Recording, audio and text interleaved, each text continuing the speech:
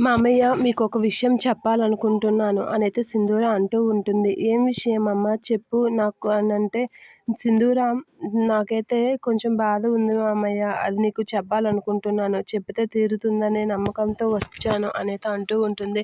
"ఏంటమ్మా? ఏంటి విషయం? ఏదైనా చెప్పు పర్వాలేదు సింధూర. ఎందుకు" అనైతే అంటూ ఉంటాడు. "సరే మామయ్య, నాకెందుకో మీకు చెప్పాలనిపించింది. చెప్పితే కొంచెం కుదుట పడతాననిపించింది. అందుకే చెప్తున్నాను" అనైతే అంటూ ఉంటుంది.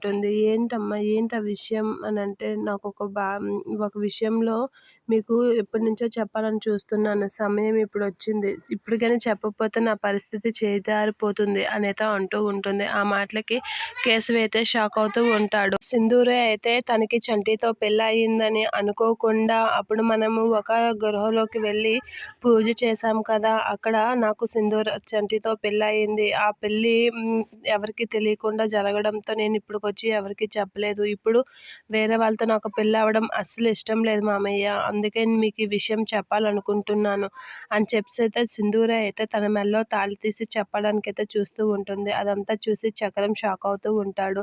ఇక అటుగా వచ్చిన చంటి కూడా "ఏంటి అమ్మాయి గారు ఏం చేస్తున్నారు? అన్నంత పనే చేస్తున్నారా?" అని చెప్పేసైతే షాక్ అవుతూ ఉంటాడు. "అవును, నాకు పెళ్ళయింది" అని చెప్పేసి తన మెడలో ఉన్న తాళిబొట్టు తీసి ఎందుకయింది, ఎలా అయింది అంతా వివరిస్తూ ఉంటుంది కేశవకి. అలా వివరిస్తూ ఆ మాటలకైతే కేశవ అయితే షాక్ అయ్యి అలా చూస్తూ ఉండిపోతూ ఉంటాడు.